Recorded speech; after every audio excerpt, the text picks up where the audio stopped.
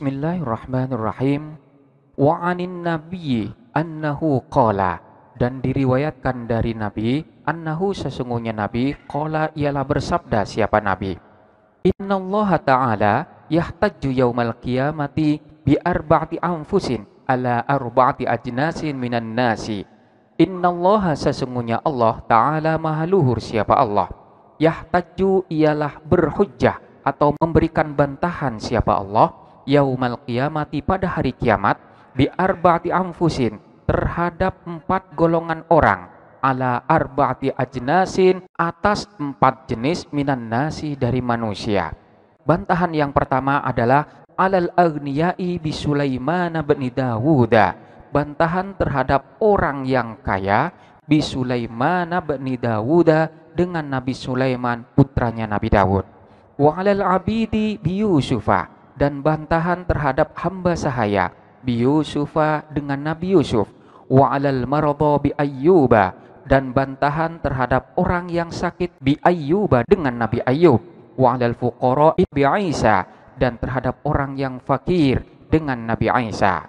Rasulullah pernah bersabda bahwa Allah Subhanahu wa taala akan memberikan bantahan pada hari kiamat terhadap 4 golongan orang dengan 4 jenis manusia yang lainnya. Bantahan yang pertama terhadap orang yang kaya.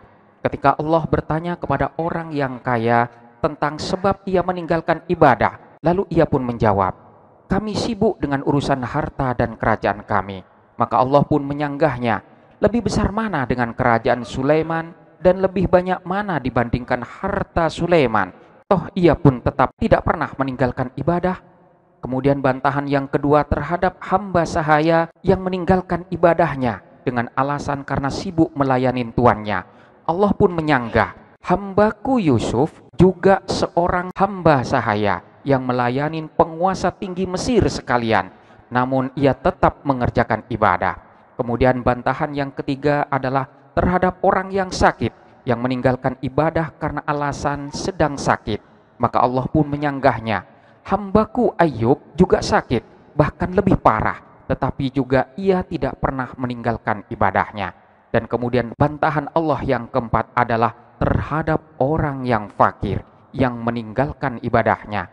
Allah pun menyanggahnya, hambaku Isa adalah orang yang fakir. Ia tidak memiliki rumah, harta dan juga istri, tetapi ia tidak pernah meninggalkan ibadahnya. Kaidah nahwu dan shorof yang perlu kita perhatikan di sini adalah lafadz Sulaimana. Lafadz Sulaiman ini termasuk dari isim ghairu munsharif yang dalam keadaan jer dan tanda jernya adalah dengan menggunakan fathah. Jadi di sini dibaca bi Sulaimana. Lafadz Sulaiman di sini dianggap sebagai isim ghairu munsharif karena terdapat 2 ilat, di mana ilat yang pertama berupa alamiah yaitu berupa nama, dan ilat yang kedua karena pada lafadz Sulaiman di sini terdapat tambahan alif dan nun. Kemudian lafadz yang kedua yang perlu kita perhatikan adalah lafadz Dawud. Lafadz Dawud ini juga termasuk isim ghairu munsharif yang dalam keadaan sebagai mudhof ilaih, di mana i'rabnya jer dan tanda jernya dengan menggunakan fathah. Ilat yang ada pada lafadz Dawud di sini ada 2. Yang pertama karena berupa alamiah yaitu berupa nama, dan yang kedua adalah karena nama tersebut termasuk ajamiyah yaitu nama yang tidak memiliki arti di dalam bahasa Arab. Kemudian yang ketiga kita perhatikan lafadz Yusufa. Lafadz Yusuf ini juga sama dengan lafadz Daud, di mana dalam keadaan jer sebab dimasukin oleh huruf jerba dan tanda jernya di sini dengan menggunakan fathah. Bi Yusufa. Ilat yang ada pada lafadz Yusuf itu adalah yang pertama karena lafadz Yusuf berupa nama atau berupa alamiah. Yang kedua, Yusuf termasuk ajamiyah, nama yang tidak memiliki arti di dalam bahasa Arab.